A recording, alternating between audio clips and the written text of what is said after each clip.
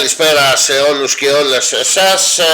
Εγκαινιάζουμε σήμερα ένα κύκλο συνεντεύξεων όπου κουβεντιάζουμε με το πρόεδρο του κόμματος του Δυνατά Ελλάδα, το είδατε και στο πρωτοσέλιδο της Φωνής, που ξεκίνησε την πορεία του από εδώ, από τη Σαλαμίνα. Θα μας εξηγήσει για ακόμα μια φορά ο πρόεδρος γιατί. Και μπαίνουμε στα θέματα του τι πρεσβεύει αυτό το καινούργιο κόμμα, αλλά και τι προτάσεις έχει για διάφορα θέματα. Αυτή θα είναι η πρώτη από τις συνεντεύξεις και θέλω να καλησπερίσω το Γιάννη το Σκευοφύλαξ, πρόεδρο του Δυνατά Ελλάδα, φίλο που ήρθε να ταράξει τα νερά, αγαπητέ πρόεδρε. Καλησπέρα. Έτσι φαίνεται. Αλλά πάντα οτιδήποτε πάμε να κάνουμε καλό, λίγο πρέπει να ταράξουμε τα νερά. Σαφέστατα. Για να μπούμε κατευθείαν στο ψητό που λέμε, υπάρχει η έναρξη του κόμματος όσον ούπο, σχετικά πολύ κοντά στην εθνική μας επέτειο της 25ης Μαρτίου,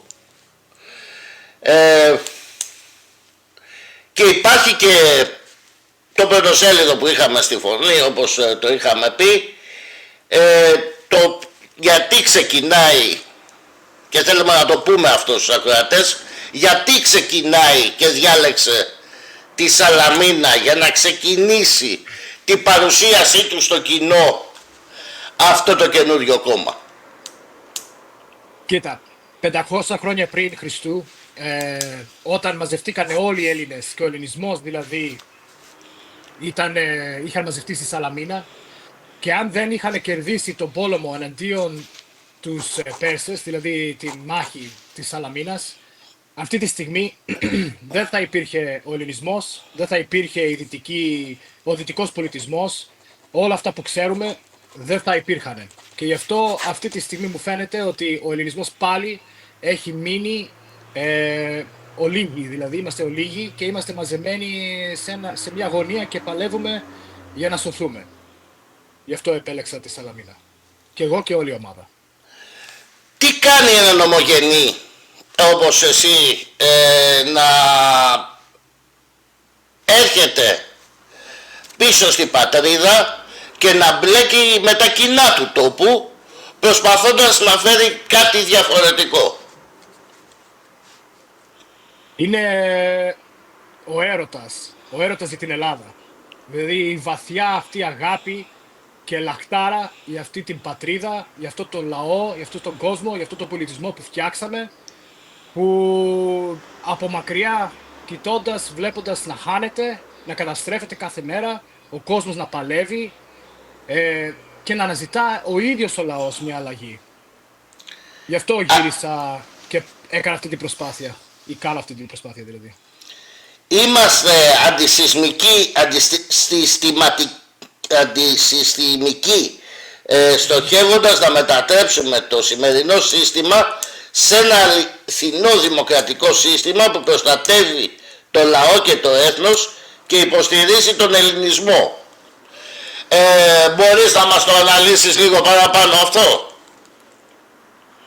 Ναι, όπως βλέπουμε πολλές φορές καθόμαστε και ακούμε φταίει ο τάδε πολιτικός και ο τάδε πολιτικός, έγιναν αυτά, αλλά κοιτώντας το αληθινό πρόβλημα, και όπως είχα πει και πριν μερικές εβδομάδες, ότι νομίζω οι πολιτικοί τώρα που κυβερνούν δεν είναι το πρόβλημα, αλλά είναι το σύμπτωμα του προβλήματος. Το πρόβλημα είναι το σύστημα. Το σύστημα αυτή τη στιγμή δεν βγάζει τίποτα καλό πια. Έχει αποτυχία πλήρες. Και βλέπουμε ότι συνέχεια το ίδιο και το ίδιο γίνεται και πρέπει να αλλάχτεί το σύστημα, να ξαναξεκινήσουμε πάλι από την αρχή, ας το πούμε, αλλά να έχουμε μια αληθινή, ειλικρινή δημοκρατία, που ο κόσμος αυτό που θέλει να γίνεται μέσα στη χώρα του, να γίνεται.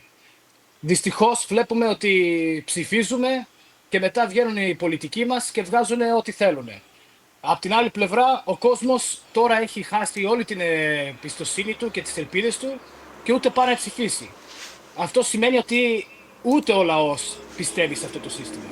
Και οι πολιτικοί βέβαια απλά χρησιμεύουν αυτό το σύστημα για να κάνουν αυτά που θέλουν.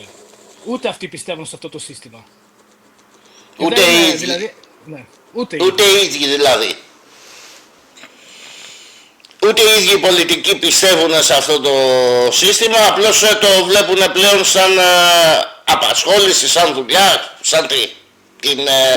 Σαν δουλειά και για να μπορούν να βγάζουν τα κέρδη τους τα καθημερινά και να έχουν τις καρέκλες τους και να κυβερνούν. Δηλαδή έχουν την εξουσία και αυτό τους βολεύει.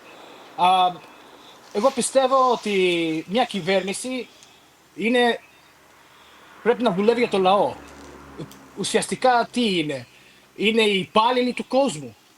Αν ο κόσμος δεν ζει καλύτερα μετά που έχεις πάρει μια θέση, σημαίνει ότι δεν κάνεις τη δουλειά σου καλά. Αν έχεις μια επιχείρηση που δεν πάει καλά, τι θα γίνει? Θα σε κρατήσουν για CEO για πάρα πολύ καιρό? Όχι, βέβαια, θα σε βγάλουν και θα βάλουν κάποιον καλύτερο. Και αν δουν ότι το σύστημα που δουλεύει αυτή η επιχείρηση, θα το αλλάξουν και θα κάνουν κάτι διαφορετικό. Αυτή τη στιγμή βλέπουμε ότι ούτε οι κυβερνήτες, ούτε το σύστημα δεν μας οδηγάνε πουθενά. Μας οδηγάνε στην καταστροφή. Και γεωπολιτικά, αλλά και εντός της χώρας. Να μην πάμε στο θέμα της οικονομίας, της παιδείας, δηλαδή όπου και να το πιάσεις, είναι σάπιο. Δυστυχώς. Αυτό θα κάνουμε σε αυτό το κύκλο συνεντεύξεων, θα πιάσουμε αναλυτικά τα προβλήματα γενικότερα. Εγώ όμως θα ήθελα να ρωτήσω κάτι άλλο. Ήθιστε να μιλάμε για δεξιούς, κεντρώους, αριστερούς. Είναι έτσι? Ισχύει το συγκεκριμένο? Δηλαδή που προσδιορίζεται αυτό το καινούριο κόμμα? Νομίζω ότι ο κόσμος γενικότερα έχει κουραστεί να ακούει για δεξιά και αριστερά και να παλεύουν μεταξύ τους και να κάνουμε διαμάχες, αντί να κοιτάζουμε το καλύτερο για την πατρίδα. Δηλαδή εμένα δεν με πειράζει να είσαι αριστερός και να πιστεύεις σε φιλελεύθερες σκέψεις, αλλά τουλάχιστον αυτές να καλυτερεύουν την καθημερινότητα του λαού και το καλύτερο για τη χώρα. Και δεν με νοιάζει να είσαι δεξιός και να θέλεις, ας πούμε, καλύτερη οικονομία και πιο σφιχτά και πιο πολύ καπιταλισμό, αλλά πρέπει να είναι καλό για τη χώρα. Δηλαδή, δεξιός, αριστερός, κέντρος, ό,τι είναι, οι ιδεολογίες σου, οι σκέψεις σου, αλλά να πάρουμε τις καλύτερες σκέψεις και να τις χρησιμοποιήσουμε για τη χώρα. Να σας πω την αλήθεια ότι μεγαλώνοντας έξω και έχω ζήσει σε πολλές χώρες και έχω μιλήσει με πάρα πολλούς από όλες τις πλευρές του πολιτικού σπέκτρου και βλέπουμε ότι δεν μπορεί μια χώρα να είναι μόνο δεξιά ή μόνο αριστερά. Πρέπει να υπάρχει μια ισορροπία. Πρέπει να υπάρχει και από τις δύο πλευρές, δηλαδή ένα safety net ουσιαστικά για τους πολίτες, για να μην έχουμε, δηλαδή για να μπορούμε να προστατεύσουμε τους φτωχούς ή τους ανήμπορους. Δεν μπορούμε να έχουμε full καπιταλισμό που καταστρέφει τα πάντα, αλλά δεν θέλουμε να έχουμε και full κομμουνισμό. Ο καπιταλισμός βοηθάει να ανεβεί η χώρα, η οικονομία, δηλαδή μια ισορροπία. Να πω, θα με συγχωρέσεις επειδή βλέπω και κάποιο σχόλιο γενικότερα. Αν μπορούν να κάνουν ερωτήσεις, θα πω ότι μπορείτε να κάνετε τις ερωτήσεις που θέλετε. Ο πρόεδρος θα τις απαντήσει, αλλά περισσότερο θα πάμε σε ειδικότερα θέματα, δεν θα αναλωθούμε σε ερωτήσεις γενικότερα. Είπαμε, οι συνεντεύξεις αυτές είναι ένας κύκλος. Αναμένουμε τις ερωτήσεις σας, θα απαντηθούν όλες, αν όχι στη διάρκεια της εκπομπής. Νομίζω ότι μετά θα μπορέσει ο πρόεδρος να μπει σε κάποιο από τα κανάλια που μεταδίδεται η εκπομπή και να απαντήσει ανάλογα. Εμείς φυσικά όλες τις ερωτήσεις που θα κάνετε, επειδή τις βλέπουμε συγκεντρωτικά εδώ, θα του τις μεταφέρουμε και θα του τις δώσουμε και μπορεί να απαντήσει συνολικά με άρθρο. Είμαι άρθρο, είμαι οτιδήποτε, όπως ήθιστε, για να μην περισσότερο αυτό, για να μην χαλάσουμε, αγαπητέ πρόεδρε, τον ηρμό της συζήτησης. Όπως θέλετε. Ευχαρίστως λοιπόν, μπορείτε να κάνετε τις ερωτήσεις σας, θα απαντηθούν. Μιλάμε όμως θα μιλήσουμε για συγκεκριμένα θέματα και ανάλογα εσείς μπορείτε να ρωτάτε.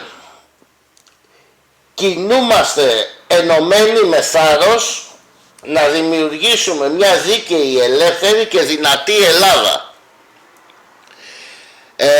Αγαπητέ πρόεδρε,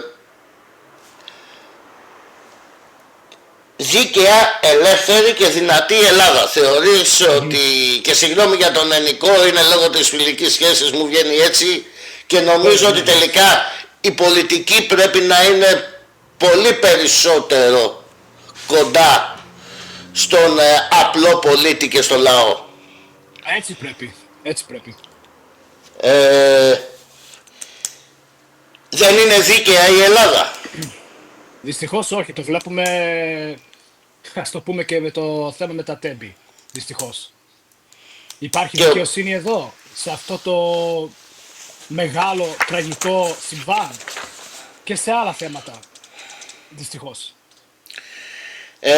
Εδώ βλέπω και μάλιστα να περάσουμε και σε ένα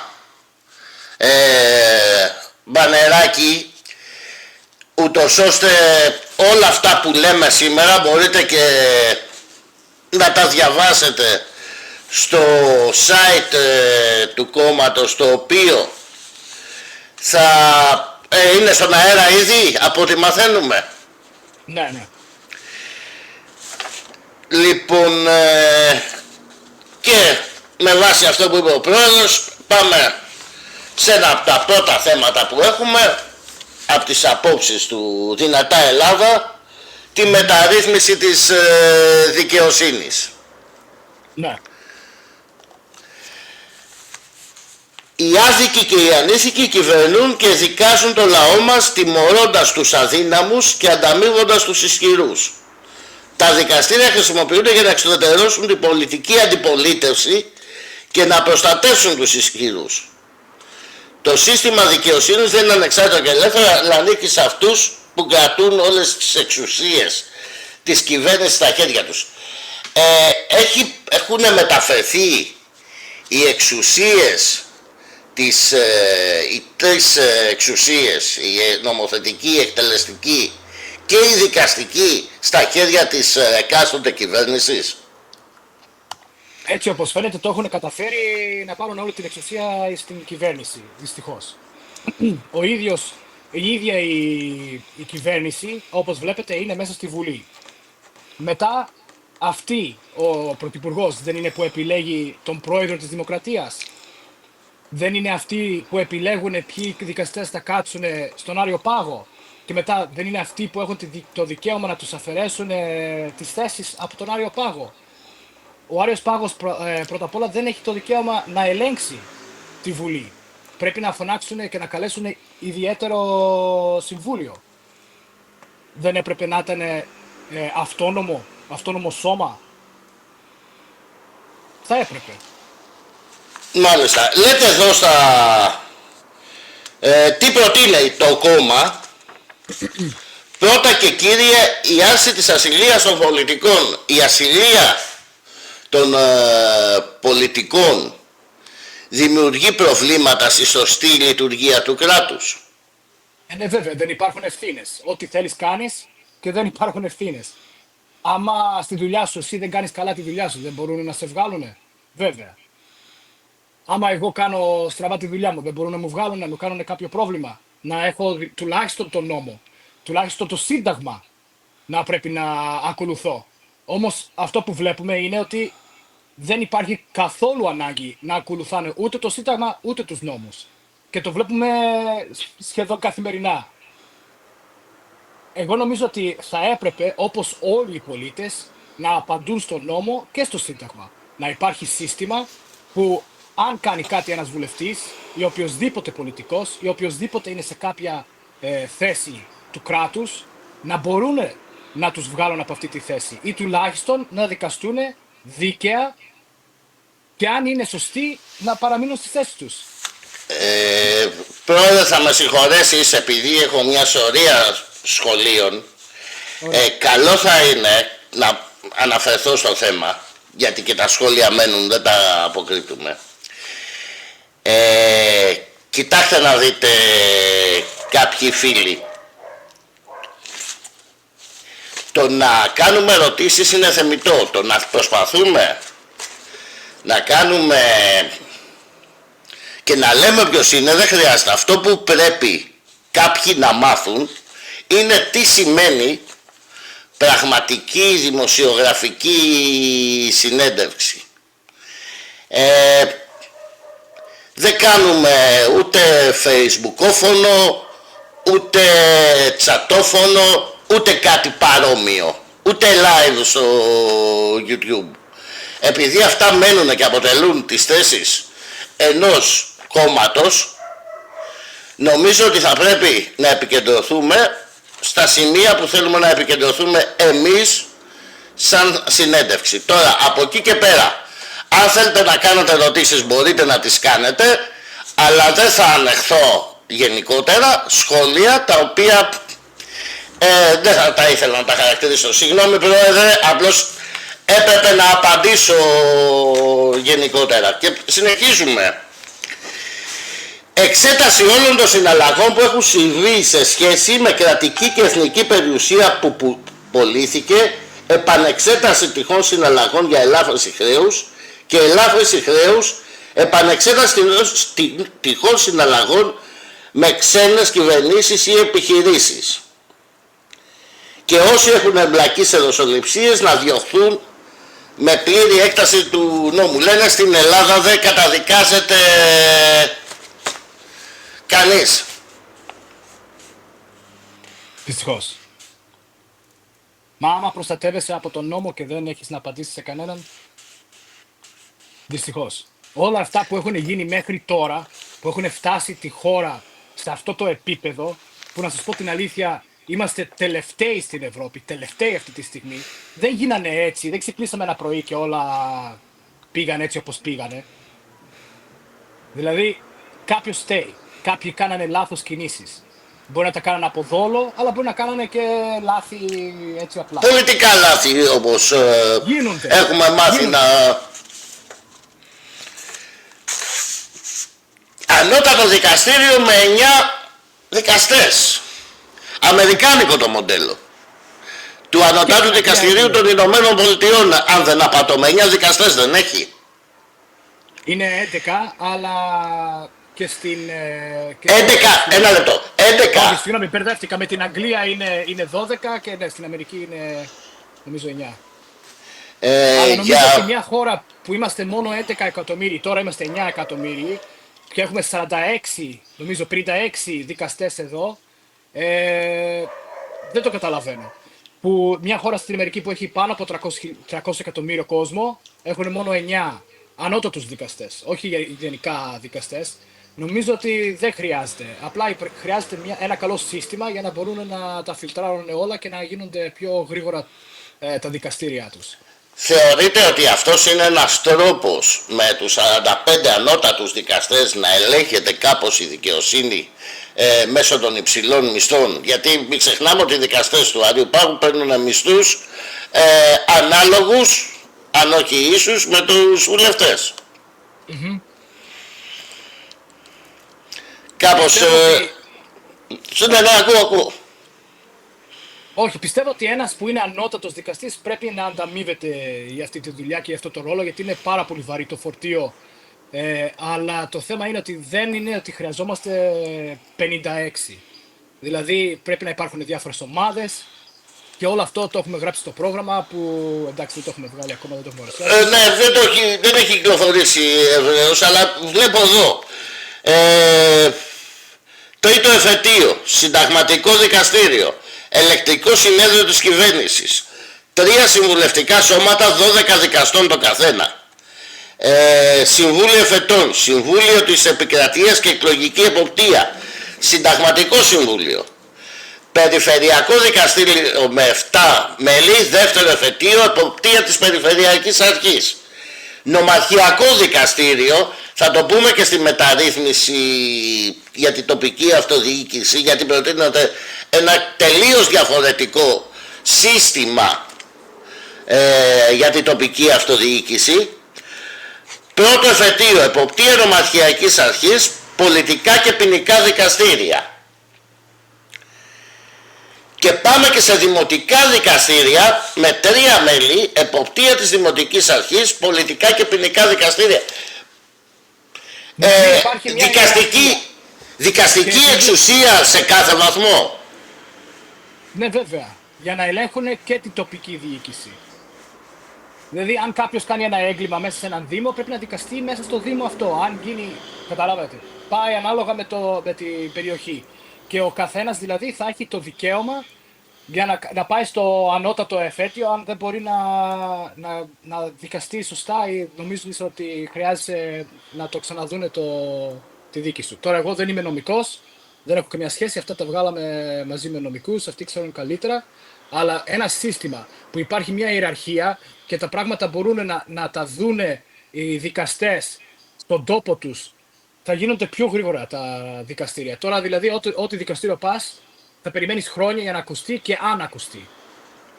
Πολλές φορές, αν είναι και πλημέλημα, θα παραγραφεί με διάφορους τρόπους. Προτείνεται φυσικά και μεταρρύθμιση των φυλακών και κέντρα αποκατάστασης για τους φυλακισμένους. Έτσι, όλα αυτά φαίνονται ωραία, μπορούν, είναι εφικτό να γίνουν. Ναι, βέβαια. Το μόνο που χρειάζεται είναι η καλή θέληση και η καλή διαχείριση. Αυτή τη στιγμή σκορπάμε λεφτά για δεξιά και αριστερά για τα άλλα πράγματα. Γιατί να μην τα βάλουμε προς το καλό της πολιτείας και τους πολίτες. Δηλαδή, ένας που πάει φυλακή πρέπει η ζωή του να καταστραφεί.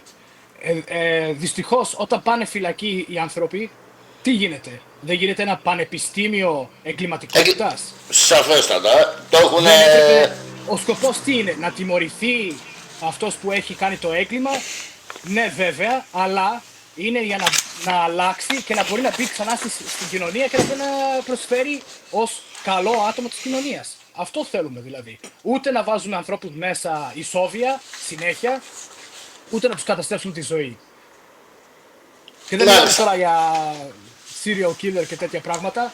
Εντάξει, υπάρχουν. Αλλά οι πιο πολλοί που είναι μέσα στις φυλακές, για ποιο λόγο είναι εδώ στην Ελλάδα?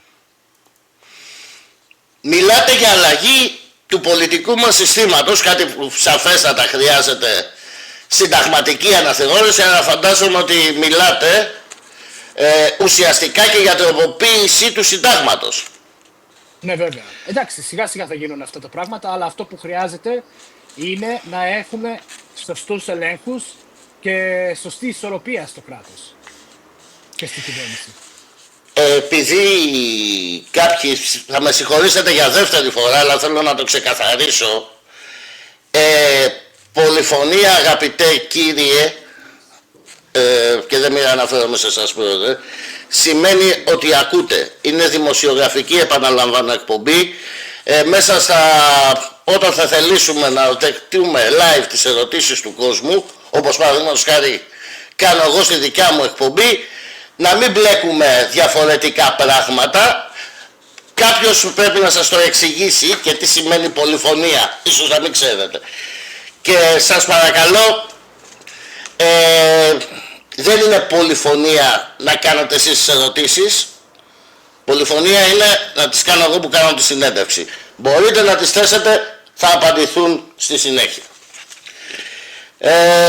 Συγγνώμη πρόεδρε, αλλά δυστυχώς έχω συγκεκριμένο σχόλιο Κανένα πρόβλημα, εντάξει, και θα το απαντήσουμε αυτό, οπότε... Δυστυχώς δεν υπάρχουν, σαφέστατα δεν υπάρχουν ούτε υποδομές επανένταξης, ούτε όλα αυτά που λέμε, και ίσως εκεί και το κράτος χωλαίνει. Αλλά να επανέλθουμε στην αλλαγή του συστήματος. Το σύστημα μας απέτυχε, λέτε, οδήγησε τη δημοκρατία μας σε μια ολιγαρχία 300 ολιγαρχών, βαριά η κουβέντα, που δεν λογοδοτούν στον νόμο και δεν τηρούν το Σύνταγμα επειδή το αλλάζουν να ταιριάζει στις ιδιοτροπίες τους. Ξέρετε πόσες φορές έχουμε αλλάξει το Σύνταγμα? Δηλαδή μέσα στα τελευταία 40 χρόνια το έχουμε αλλάξει 4 φορές. Δηλαδή κάθε 10 χρόνια, κάθε 2 διακυβερνήσεις αλλάζουμε το Σύνταγμα. Και έχει και ειδική διαδικασία βάσει νόμου να αλλάξει το Σύνταγμα. Πρέπει να αλλάξει μετά από μία άλλη στην επόμενη εκλογική περίοδο. Το Σύνταγμα εγώ πιστεύω έπρεπε να είναι η βάση, δηλαδή η ραχοκοκαλιά του κράτους που τα κρατάει όλα μαζί. Έπρεπε να υπάρχει αυτό το θεμέλιο και από εκεί να χτίσουμε. Ναι, να κάνουμε αλλαγές που θα καλυτερεύσουν τα δικαιώματα των πολιτών. Να μπορεί το κράτος να δουλεύει πιο καλά. Αλλά όχι να το αλλάζουμε κάθε τόσο και λιγάκι. Γιατί, παραδείγματος χάρη, μερικά χρόνια πριν θέλαμε τους βουλευτές να μπορούν να δουλεύουν και δεύτερη δουλειά. Όλη η εξουσία της νομοθετικής και εκτελεστικής εξουσίας βρίσκεται στα χέρια του Πρωθυπουργού χωρίς καμιά ισορροπία, διαφάνεια, έλεγχο ή δικαιοσύνη. Και αυτό πρέπει να αλλάξει, είναι στις θέσεις του κόμματός σας. Έχουμε συγκεντρώσει όλες τις εξουσίες, τις 3 τις βασικές, και πολλές φορές ακούγεται και για την 4η που είναι ο τύπος, στα χέρια της κυβέρνησης. Δυστυχώς ναι. Δεν είναι έτσι στα χαρτιά, αλλά έτσι φαίνεται ότι έχει καταντήσει. Δηλαδή, εγώ πιστεύω ότι ο πρόεδρος που αυτή τη στιγμή απλά πληρώνεται για να φαίνεται ωραίος εκεί στη θέση του και να κάνει τελετουργικά, ουσιαστικά δεν ξέρουμε και τι κάνει, δεν κάνει τίποτα και δεν έχει καμιά δύναμη, δεν έχει καμιά ισχύ. Δεν έπρεπε ο πρόεδρος να έχει την εκτελεστική εξουσία, να μπορεί να κυβερνάει τη χώρα, να παίρνει τις αποφάσεις. Μιλάτε για προεδρική δημοκρατία και όχι για προεδρευομένη όμως όπως έχουμε. Ναι. Δηλαδή μιλάτε για το παράδειγμα της Αμερικής ή το παράδειγμα της Γαλλίας. Όχι, το παράδειγμα της Ελλάδος πριν μερικά χρόνια. Δηλαδή δεν είχαμε κι εμείς. Είχαμε περισσότερες εξουσίες στον πρόεδρο. Όχι όμως ότι δεν είχε εξουσίες ο πρωθυπουργός. Προεδρευομένη ήταν και τότε γιατί είχαμε βασιλιά, τον βγάλαμε τον βασιλιά, μετά έγινε η Χούντα.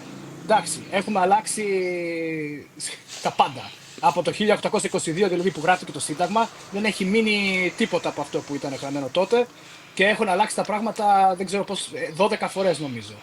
12 φορές έχουμε αλλάξει τον τρόπο που κυβερνιέται αυτή η χώρα.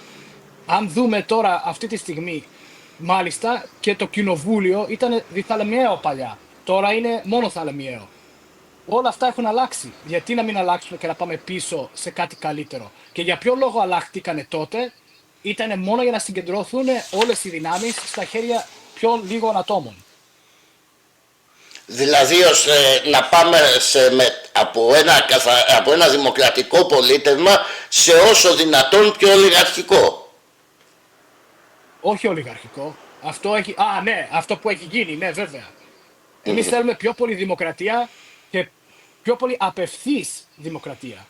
Εγώ δηλαδή αυτό που προτείνουμε κιόλας είναι να έχουμε πλατφόρμα που θα μπορούν όλοι οι πολίτες να μπουν και να μιλάνε απευθείας με τους πολιτικούς που τους εκπροσωπεύουν. Και έτσι και όλα οι πολιτικοί μπορούν να συζητούν και να απαντούν, όπως είναι και οι φίλοι εδώ που γράφουν από κάτω, και να απαντούν απευθείας στις ερωτήσεις και στα διάφορα θέματα για τους τόπους τους. Εγώ πιστεύω ότι εφόσον έχουμε την τεχνολογία πρέπει να τη χρησιμοποιήσουμε για το καλό. Οπότε να το κάνουμε και εμείς αυτό, όχι σήμερα φυσικά, πρέπει να μάθουμε όπως είπαμε να ξεχωρίζουμε κάποια πράγματα, να το κάνουμε κάποια στιγμή που θα δεχτούμε και ερωτήσεις από το κοινό, τις διάφορες ερωτήσεις του κοινού. Αν θέλουμε να απαντήσουμε δεν έχω κανένα πρόβλημα. Δεν νομίζω, όποιος θέλει μπορεί να απαντήσει, απλώς ήθελα σήμερα σαν πρώτη συνέντευξη να οριστεί ο τύπος για να μην υπάρχουν διάφορες καταστάσεις. Πολλοί φίλοι μου έχουν στείλει κάποια μηνύματα και νομίζω ότι σε πρώτη ευκαιρία θα χρειαζόταν και μια συνέντευξη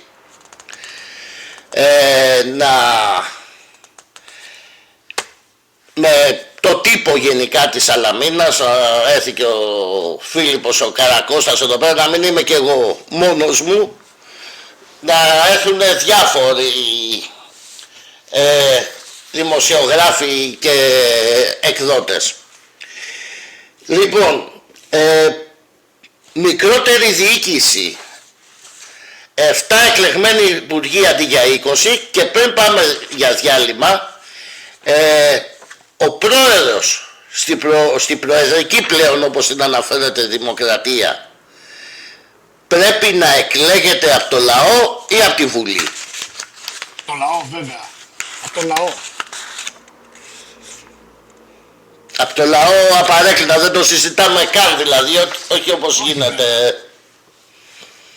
Εδώ είναι σαν να έχουμε μια παρέα και επιλέγουμε τον φίλο μας να κυβερνήσει. Ή αυτό που μας συμφέρει καλύτερα, θα έλεγα εγώ σε κάποιες περιπτώσεις.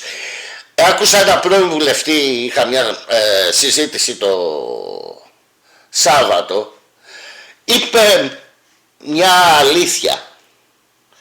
Η πολιτική με ήττα είναι απλή, αρκεί να μην έχεις δεύτερες σκέψεις. Ισχύει, πρόεδρε?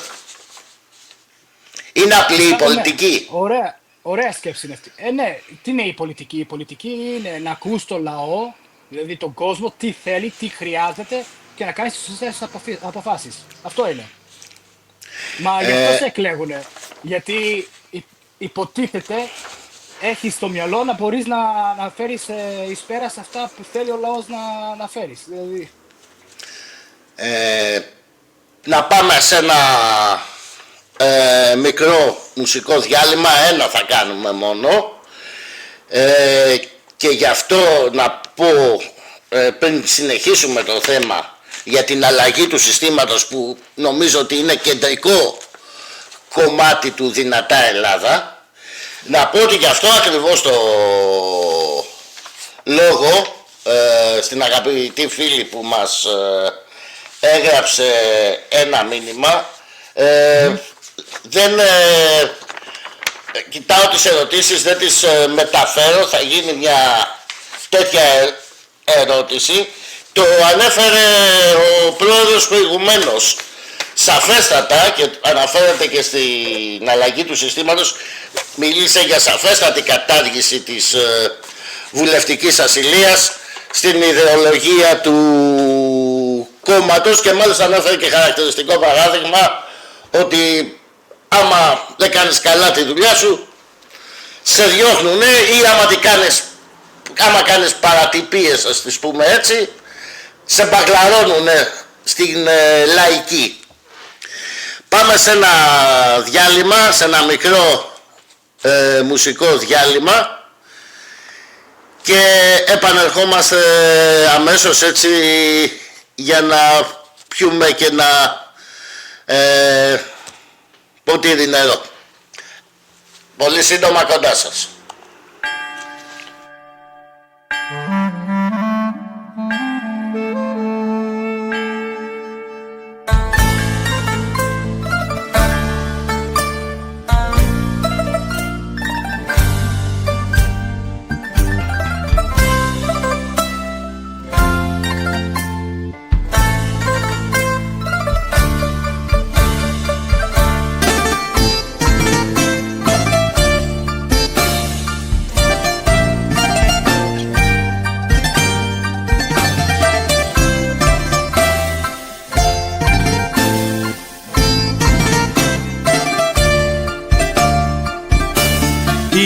ήρθαν μέρα μεσημέρι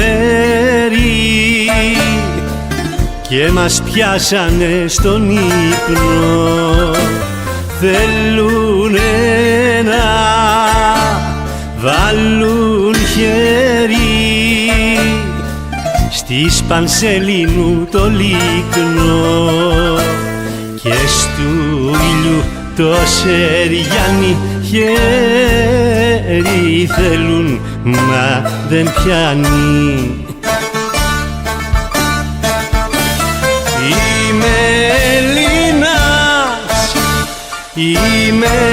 Έλληνας γαμώτο από το βορρά στο νότο κι απ' Ανατολή σε δύση στους αιώνες έχω ζήσει.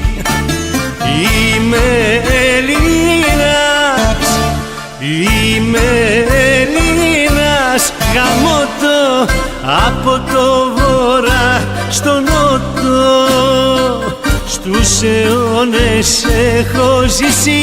Δεν θα μ' αφανίσει η κρίση.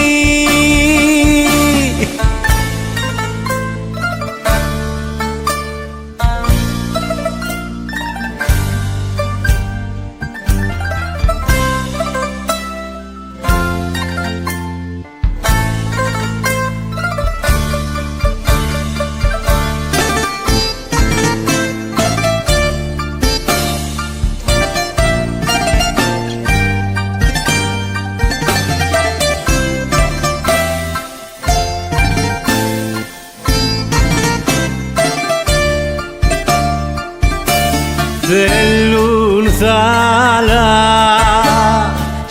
και ήλιο, θέλουν δρόμους και λιμάνια.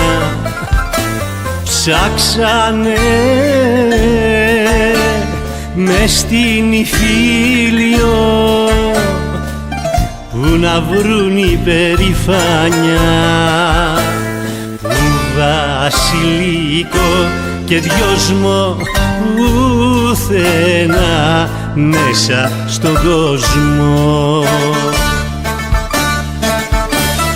Είμαι Έλληνας, είμαι Έλληνας γαμώτο από το βορρά στο νότο κι απ' Ανατολή σε δύση στους αιώνες έχω ζήσει.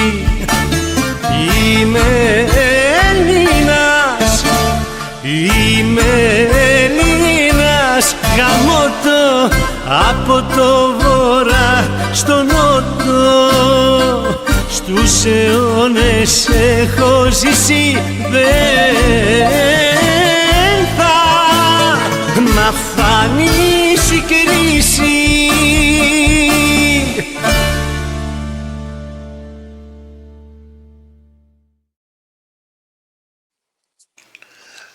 Επανήλθαμε, νομίζω ότι το τραγουδάκι αντιπροσωπεύει πολύ καλά τις αρχές του κόμματος.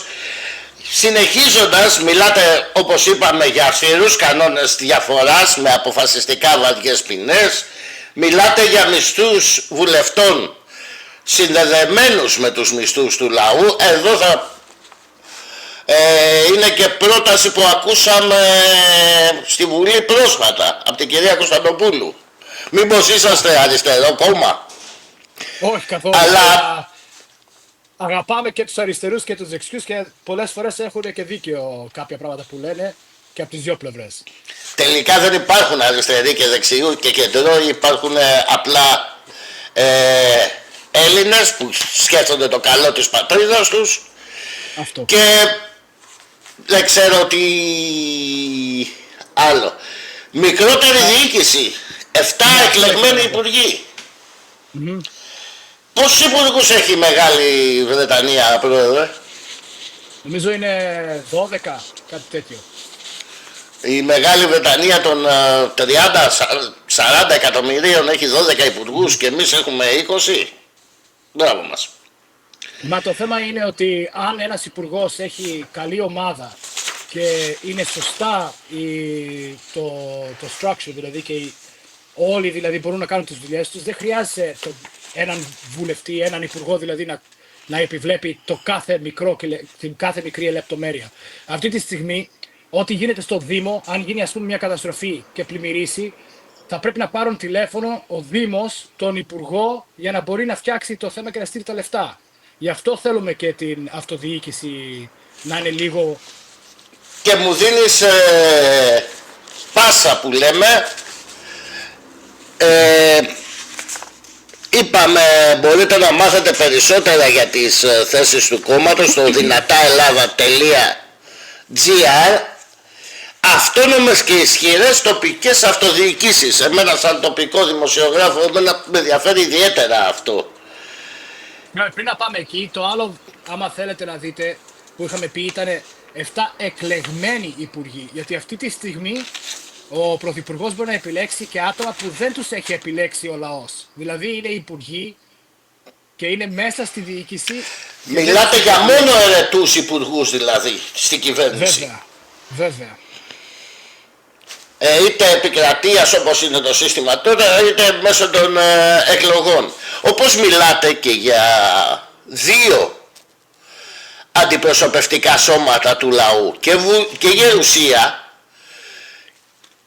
και βουλή, κάτι βουλή αντιπροσώπων, κάτι που το είχε, μου φαίνεται το πρώτο σύνταγμα του 22, είχε το βουλευτικό και το, δεν ξέρω, δεν θυμάμαι, και τους γερουσιαστές. Το είχαμε 2 φορές στην ιστορία μας και τις 2 φορές το κατεργήσανε όταν αλλάζανε τα συντάγματα. Μα το θέμα είναι ότι η γερουσία μπορεί να κοιτάζει προς την κεντρική διοίκηση και οι εκπρόσωποι πρέπει να κοιτάζουν να εκπροσωπεύουν για το καλό του τόπου τους. Μιλάτε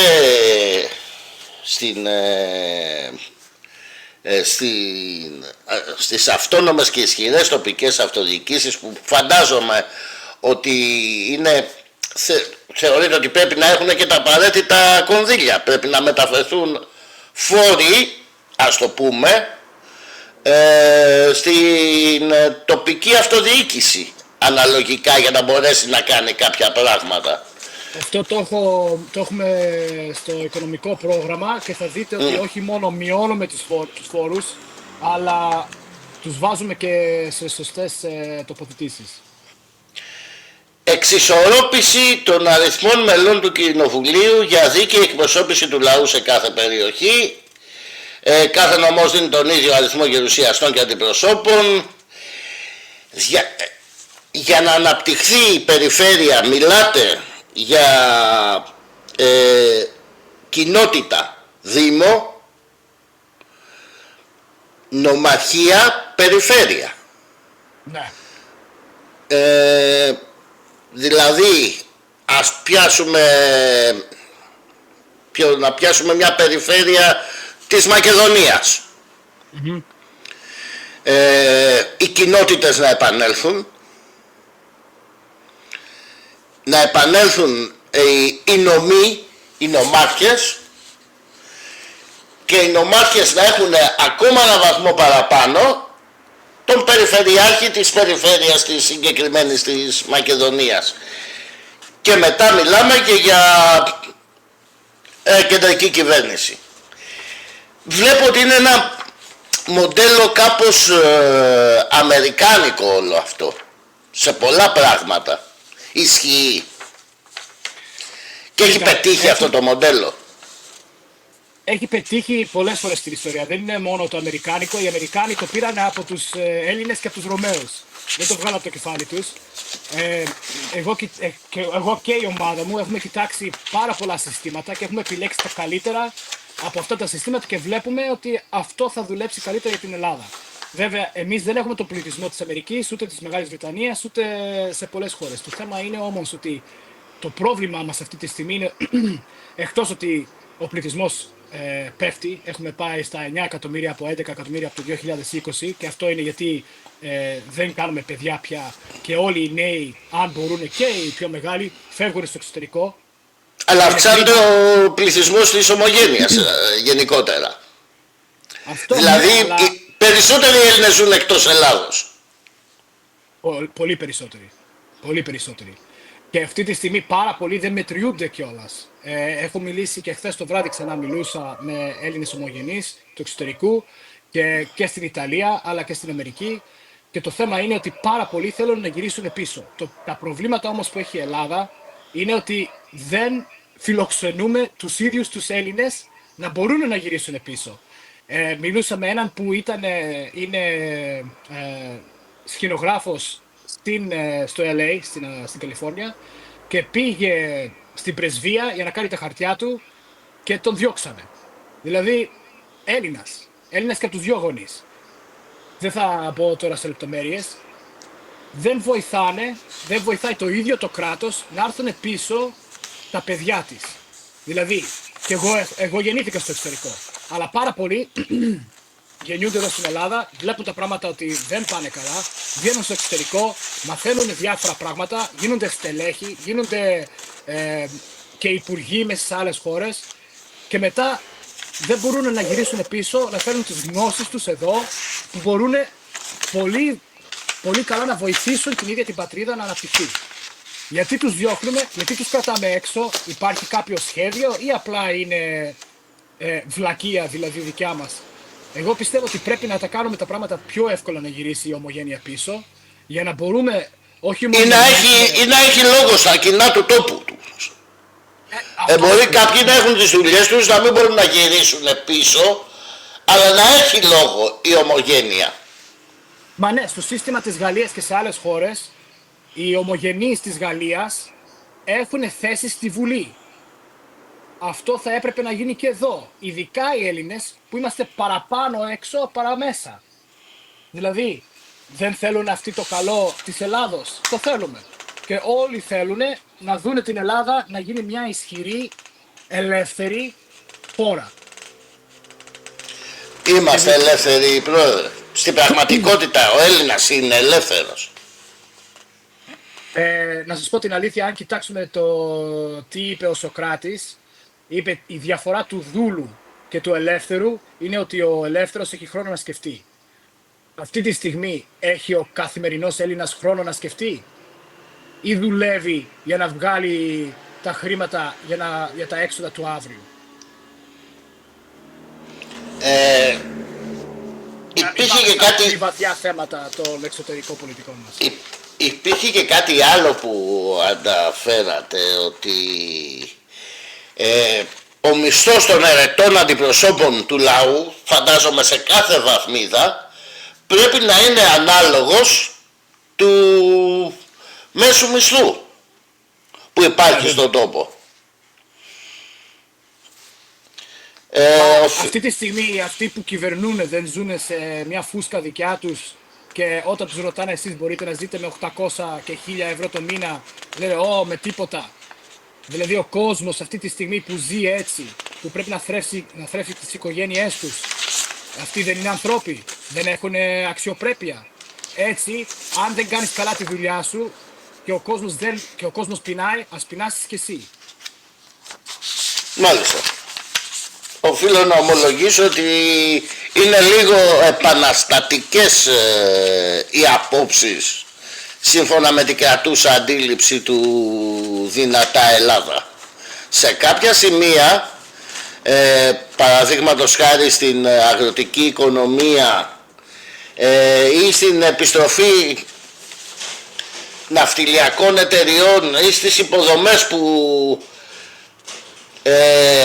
εδώ έχετε κρατήσει την επαναφορά της ΜΟΜΑ όπως την είχε επαναφέρει και ο Πάνος ο Καμένος σαν Υπουργός Άμυνας.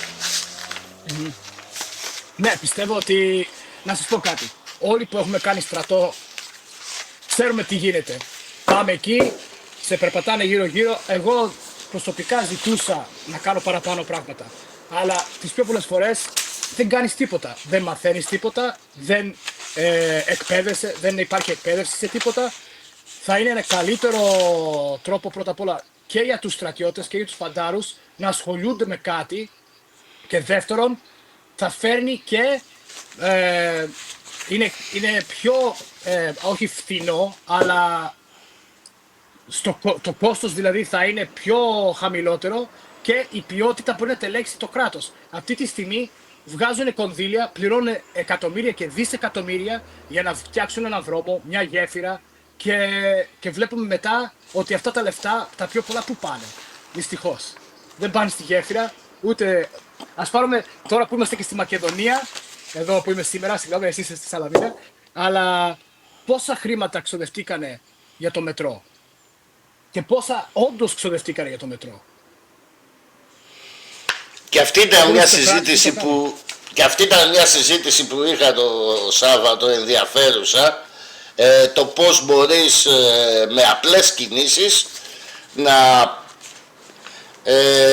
εξοικονομήσεις εκατομμύρια ευρώ.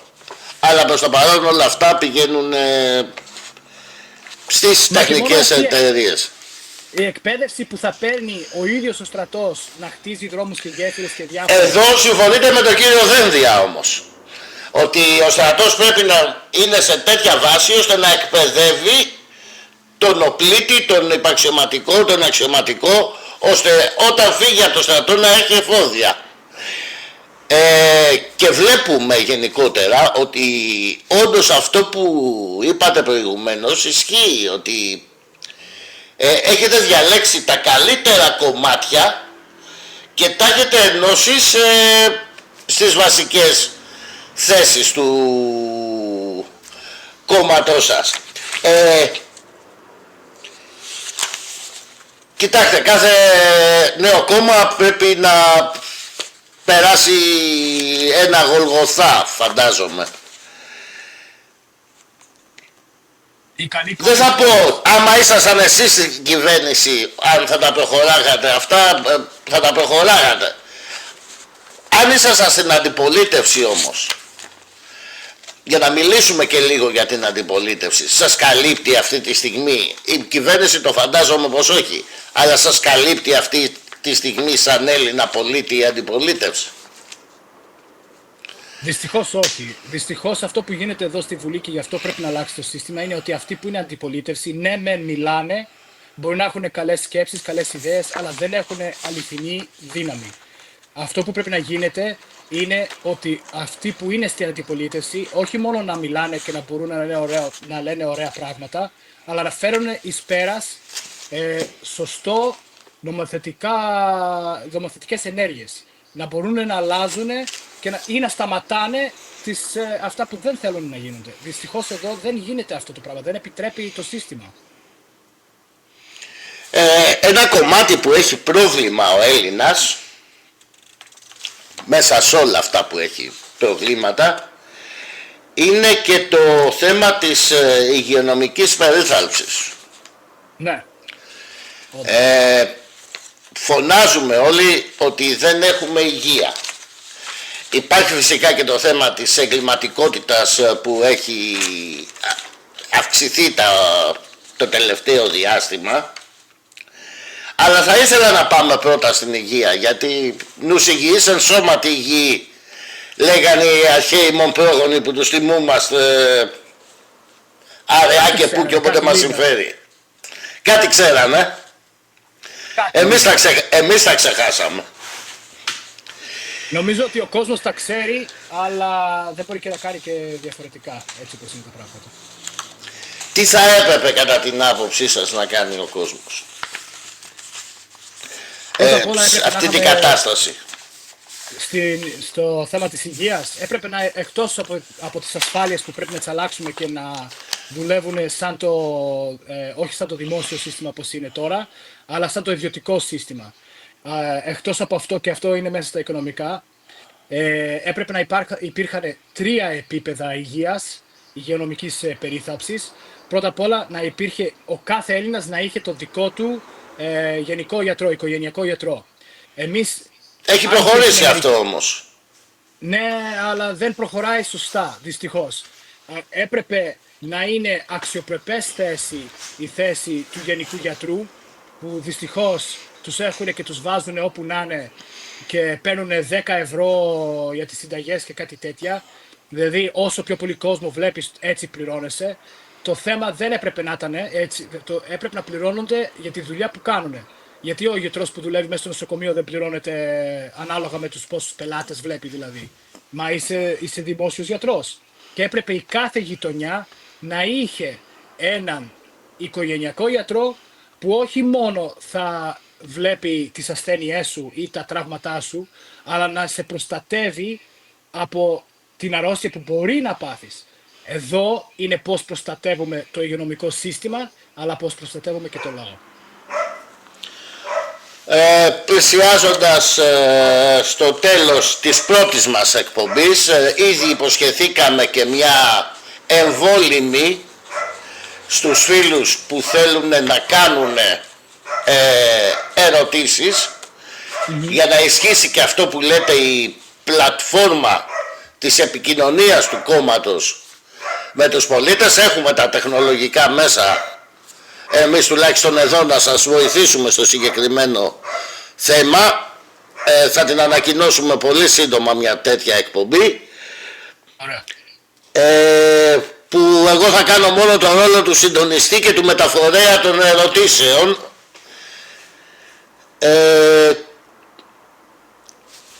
Βλέπω οικογενειακός, γενικά νοσοκομεία, ειδικοί και υποειδικοί γιατροί, αλλά ας μην το αναλύσουμε, δεν μας φαίνει ο χρόνος.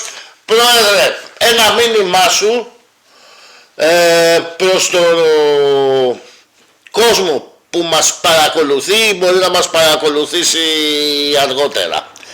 Κάτι που θέλεις να τους πεις από καρδιάς σαν Έλληνας. Και φίλοι μου, το θέμα της Ελλάδος αυτή τη στιγμή είναι ότι το σύστημα έχει χαλάσει. Δεν μπορεί να πάει άλλο και το βλέπουμε καθημερινά. Δεν είναι μόνο να αλλάξουμε ονόματα και πρόσωπα. Πρέπει να αλλάχτεί το σύστημα, να βγει ένα σύστημα που μπορεί να αντιπροσωπεύει το καλό των Ελλήνων, το δικό μας το καλό, για να μπορεί η χώρα όχι μόνο να ζει ένα καλύτερο αύριο, αλλά να υπάρχει. Γιατί σε λίγο, έτσι όπως πάμε, δεν θα υπάρχει Ελλάδα σε μερικά χρόνια. Δεν είναι θέμα μόνο οικονομικό και γεωπολιτικό. Είναι θέμα ότι και δεν έχουμε και ανθρώπους πια. Η υγεία μας, η εκπαίδευσή μας, όλα έχουν χαλάσει. Δεν πάει τίποτα σωστά πια στη χώρα. Πρέπει να ενωθούμε όλοι μας, να μην κοιτάζουμε, να μαλώνουμε μεταξύ μας για διάφορα δεξιά, αριστερά και τέτοιες ιδέες, αλλά να κοιτάζουμε να ενωθούμε και να παλέψουμε για το καλό της χώρας μας και της πατρίδας μας. Είναι μεγάλο κρίμα μετά από 5-6 χιλιάδες χρόνια εμείς να είμαστε η τελευταία γενιά των Ελλήνων. Πρόεδρε, σε ευχαριστώ για αυτή την πρώτη συνέντευξη. Έχουμε να αναλύσουμε τα θέματα της οικονομίας, τα θέματα της αγροτικής πολιτικής, τα θέματα, ένα σημαντικό θέμα της επιστροφής των ναυτιλιακών εταιριών και της ελληνόκτητης ναυτιλίας στο τόπο της. Ευχαριστώ για την τιμή αυτής της συνέντευξης, πραγματικής συνέντευξης και όχι φιλικής κουβέντας. Προγραμματίζουμε την εκπομπή με τις ερωτήσεις του κόσμου μέσα στο επόμενο μικρό διάστημα, που θα ρωτάει μόνο ο κόσμος. Εγώ δεν θα ρωτήσω τίποτα, στο υπόσχομαι, και τις επόμενες συνεντεύξεις. Καλή συνέχεια, καλή δύναμη και καλή επιτυχία σε αυτή την πορεία του Δυνατά Ελλάδα. Ευχαριστώ πολύ. Λοιπόν, φίλοι, καλή συνέχεια. Φίλοι και φίλες, ήταν ο πρόεδρος του Δυνατά Ελλάδα. Όπως είπαμε, θα έχουμε ερωτήσεις με το κοινό σε επόμενη εκπομπή. θα επαναλάβω ότι κάποιοι πρέπει να μάθουν τι σημαίνει συνέντευξη, τι σημαίνει τα διάφορα, μην τα μπλέκουμε όλα χτάρμα. Προσκαλώ και τον Φίλιππο τον Καρακώστα κάποια στιγμή να είναι εδώ μαζί μου σε μια ακόμα συνέντευξη με τον Γιάννη τον Σκευοφύλαξ, πρόεδρο του Δυνατά Ελλάδα. Όλοι εσείς μπορείτε να δείτε τις απόψεις του Δυνατά Ελλάδα στο www.δυνατάελλάδα.gr. Από μένα καλή σας νύχτα και ραντεβού σε μια επόμενη εκπομπή με το Δυνατά Ελλάδα. Καλή συνέχεια σε όλους.